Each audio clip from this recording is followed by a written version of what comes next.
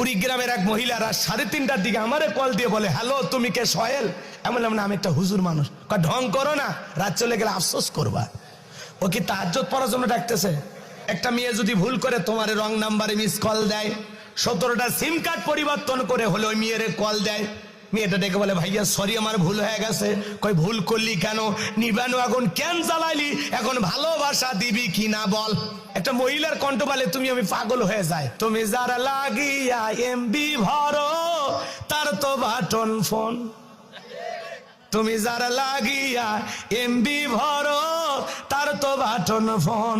ওরে কেমন করে বুঝবে রে সে, কেমন করে বুঝবে রে সে ডিজিটাল তোর মন। তুমি যারা লাগিয়া এমবি ভরো তার তো বাটন ফোন।